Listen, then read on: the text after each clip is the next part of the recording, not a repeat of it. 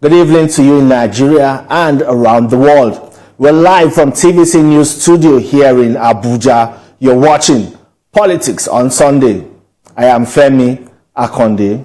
Well, today we will have another interesting political conversation. Let's begin in Kaduna State, northwest Nigeria, where Governor Obasani had disclosed that the state inherited a debt burden of $587 million and another 85 billion naira with 115 contract liabilities from the administration of Nasir El-Rufai. He fears that Kaduna State may be unable to pay salaries due to the huge debt burden. This revelation has sparked controversy that is already dividing public opinion. Some people are on Governor Obasani's side and some others in support of former Governor Nasir El-Rufai. This controversy has generated a huge buzz online. But one notable reaction to Governor Obasani's claim is from Bashir El-Rufai, son of the former Kaduna governor. Bashir El-Rufai is accusing Governor Obasani's administration of incompetence and attempting to deflect attention from his responsibilities as governor. He says when Governor Obasani was senator, he was one of those that lobbied and approved this loan in the National Assembly. He called out the governor for building a banquet hall worth 7 billion naira, yet complaining about debt left by his predecessor. But there's one man who feels vindicated by the debt burden disclosure of Governor Obasani. He is Senator Shehu Sani, a member of the 8th Senate and an activist. He was a fierce critic of the El-Rufai administration, even at the expense of his own political career. We borrowed $350 million when Naira was 400 to $1. And we are going to pay when Naira is what it is today. So if people heeded to what I have said and people understood me and went along with me to that path, we couldn't have been where we are today. Well, after all is said and done, this is how the former senator chooses to watch the Kaduna fights.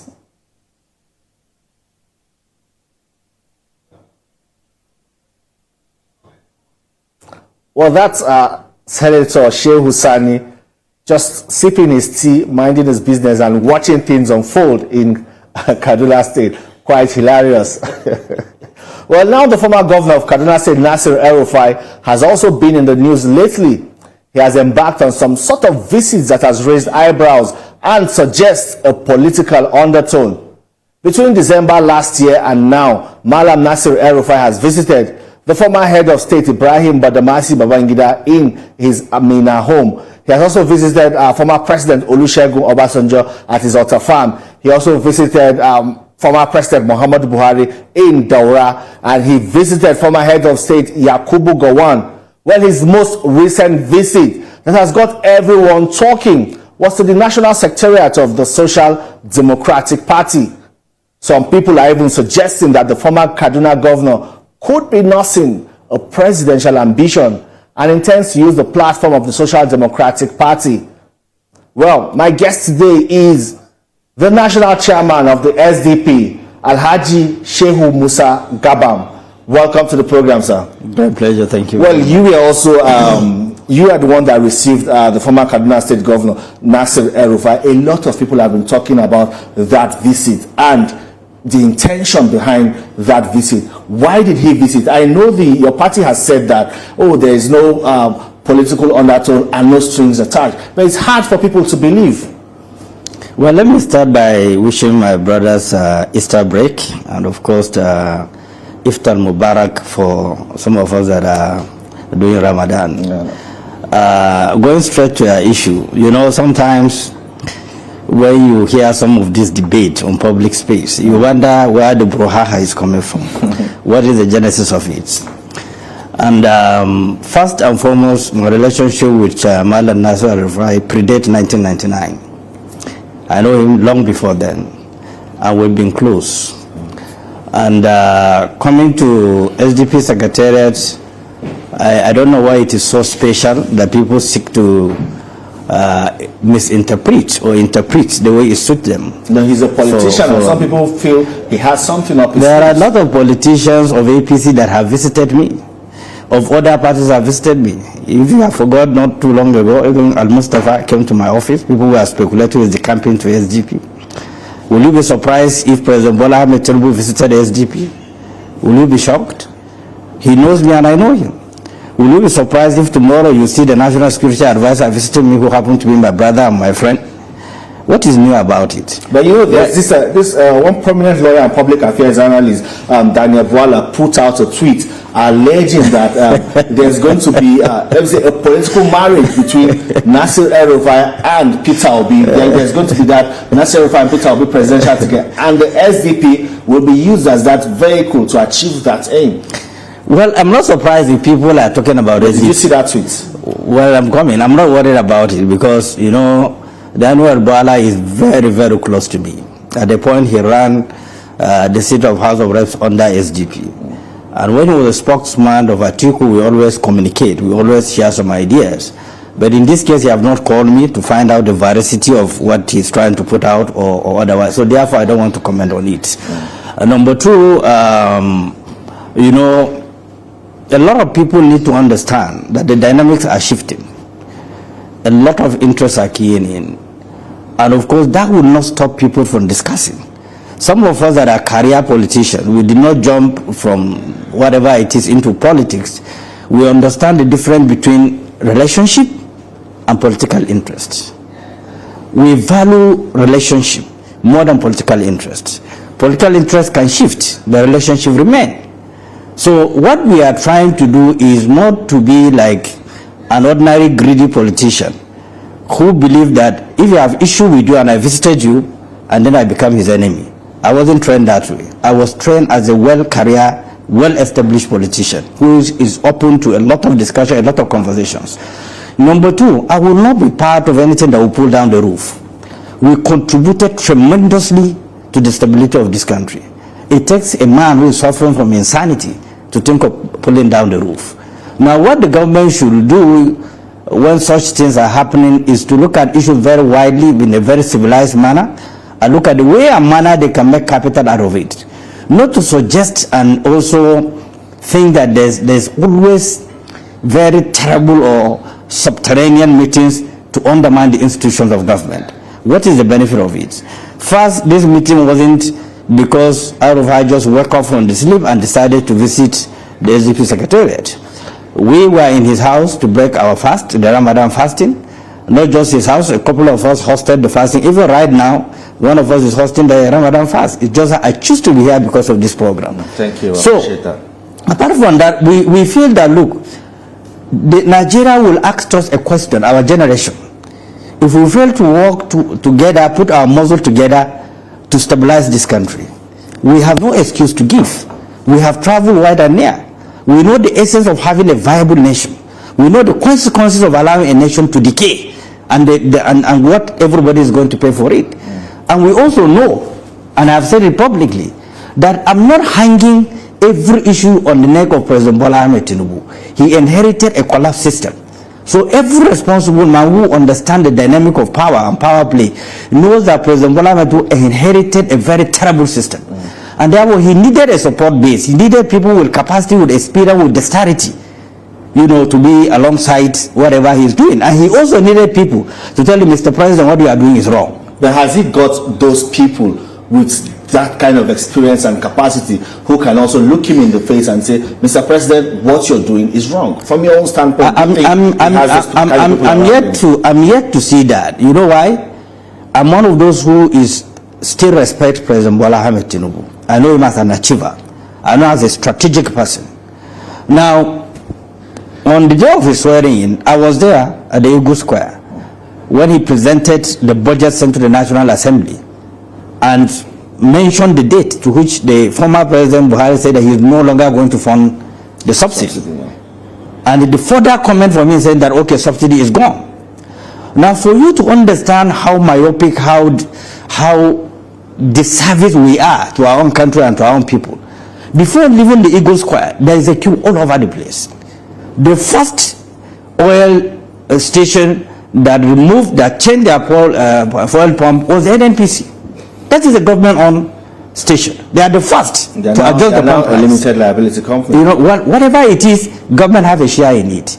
It should be that let them listen to the president whether we should go ahead or not. But immediately they adjust it, and therefore virtually all other filling stations key in, and that's what created the panic, and that is the genesis of what we are suffering today. Number two, what I expected the president to do, for the fact that the president have mentioned that they have removed the subsidy, it's simple. Look, let me form my cabinet. After formation of the cabinet, I will have a critical marks of the thinking of the various collections of people that are going to serve in different ministries and agencies, apart from his own personal aides on the economic field, on the political field, and other relevant field to advise him on what to do. They might start to have a spreadsheet. Okay, look, given the percentages of the subsidy that they are talking about, let us remove like 5%. And look at the consequences or otherwise of what we have removed. What will be the impact of that decision that we are going to take? And then they should have a timetable of adjusting, you know, the subsidy, because the system was on its knees. The country is suffering from food supply, insecurity, banditry, killing, maiming, barbarism, and then you remove 400% subsidy. There's no way he wouldn't have gone through what he have gone through. So that was too sudden. That was too sudden. Any administrator, any student of power can tell you it was too sudden. But probably he did it with good intention, thinking that the situation will remain the same. But Nigerians' mindset have shifted. The thinking of the younger generation have shifted. They have suffered a lot. Parents have sold their property to send them to school. They have no job doing. What they are expecting from the new government is, look, we are creating hope, we are creating basis. First, we put a lot of pressure to the system to probe the CBN. And I'm giving him kudos for doing that, for probing the CBN, and you can see the revelations. We also advise that probe the NNPC, because these are the biggest cartel Nigeria have ever established. The CBN and the NNPC. The CBN and the NNPC. And the president can step on toes by ensuring that the right thing is being done. But you know, even the presidency now is beginning to say that there is a deliberate sabotage against the administration. Could it also be that this venture of probing these institutions that you have described now as cabals could also be why there's this sabotage, subtle sabotage we're seeing? Well, you know, there is no nation that I know that is well organized, well established fundamental structures that will allow individuals to be wealthier than the institution themselves, than the nation itself. If you allow individuals to acquire too much wealth through illegal processes, and you have not checkmate those processes, they will use that resources against you, they will destabilize you. That is what the country is facing today. Too many people have taken away public funds. They have hid it in different locations, and they can use it to fund instability in the country. And that is why stepping on toes means investigating thoroughly and creating deterrence. In the absence of thorough investigation and the absence of creating deterrence, there's no way he can get away from this. And then, of course, the sycophants will take advantage of the situation and say, no, these people are sabotaging you. These people don't want you to succeed. Just the way they did to former President Jonathan when Boko Haram was, and they told him, no, it was a religious thing trying to Islamitize Nigeria. But they discovered that more Muslims were being killed. And that was when they discovered that it wasn't so. So government must be very, very mindful of sycophants. Sycophants are the great threat any country can face, worse than corruption, because corruption breeds from sycophancy. And once you have somebody, you don't have someone around the government that can tell you, Mr. President or Mr. Governor, this decision have massive implication in the country, then the country will suffer for it tremendously. Just the way speculations are going on. People are undermining this government. People are doing this. At the time, I was here on this studio when we had meeting with all the time of political parties, was simply to offer advice to the government constructively. And then it was misinterpreted. Somebody was suggesting that no, Gabam and SDP were spearheading the pulling down of the roof. But this same Gabam that spearheaded a press conference on the day of when the election took place, when the president was announced as a winner, that we should challenge it in our judicial system. Nobody should take laws into his hand because we end up in anarchy. People forgot that. It suits them when they want to say a lot of things. So I think we should develop beyond this. This country belongs to all of us. Nobody should think of doing anything that will undermine the authority of Nigeria. The population of Nigeria over 250 million. It takes an incensed person to think of destabilizing the country. You don't know where to run to. There's no any African country that can take Nigerian population. So whatever position we have taken is a very patriotic position. We have our relationship with the president. It's not for the president to utilize it very well to his own advantage. It's not for him to say, no, we don't need you. But we will maintain our position very clearly, but we will not do anything that will undermine the integrity of Nigeria. Let's talk about the state of the nation now with the prevailing situation we have in the country. Like you also rightly said that the removal of fuel subsidy was sudden and we saw the shockwaves around the country. Now, looking at the current indices, some people say the tides are slowly turning now in favor of Nigerians because it appears as if things are gradually improving. But you know, these are there clear signs of economic recovery? Do you see that clear signs of economic recovery like the government would want us to see? That is a very snail move. Very, very, you know how snail moves. That's the way I look at it. You know why? Those who advise the former administration to change our currency, to deny citizens access to their own money in their own account, which is contrary to the contract between a client and a banker. They cripple our economy to the community level. When people have their chicken, they have nobody will buy it, nobody have cash to buy it. That was when Nigeria went into depression. Our economy went into depression. Recovering from that require massive sacrifice, massive rejiggling of the system for them to have some leadway. So the hangover effects from that destructive advice emanating from either CBN, whoever that advised President Muhammad Buhari, he key into it simply because the thinking was that people who accumulate so much money will use it to rig election. And if the election and if the organ, the institution that in charge of conducting election is going to be free and fair, nobody can rig election. We have seen it before. Now, that ought to have been stopped, even though I will give him credit still, the president, because they stood against it, they issued a statement against it, the currency should not be, and the timing is very wrong, and they took it upon themselves with the former governor Nasir El-Rufai. They sued the federal government, they sued the CBN, and it prevailed. That brought some level of stability, but the country is still recovering from that shock. Because when you collapse the economy of a growing nation like economic growing nation like Nigeria, from the community base, it will take a long period for it to survive. So I'm not surprised that so many initiatives, so many advice are being dished up. It's like they are not working. But what I saw in the last 1 week was a very deliberate attempt to see how they can revive the economy. But it has to go beyond that because it's also going to create inflation. When you said the interest rate is in between, I think CBN is 43. Yeah, if you add the 3% of the banks, it's about 47.8%. Where will an average person who is creative go and borrow money from and pay the interest rate? Where will it happen? You know, so virtually between the economists and political scientists, two of them have to work together. Because the first people that provide environment for economic viability are the political environment, which is headed by the executive. Yeah. So if the executive do not apply that political environment, that friendship, that inviting environment, there is no theory of economy that will survive within the period that you are expecting. It will take a long period of time. Let's talk about security. Yes, we have seen abductions in the past, I think, past 2 weeks and all of that, with some insecurity in some parts of the country. But people are also commending the speed with which those abducted have been released, or their release have been secured by the government. Is this a yardstick to measure security improvements? It's not. It shows that if the government is committed to rescuing every Nigeria, they will rescue it. I will give you this example. I was privileged to be a chief of staff. Every governor can play a very critical role, 70%, in securing his own states.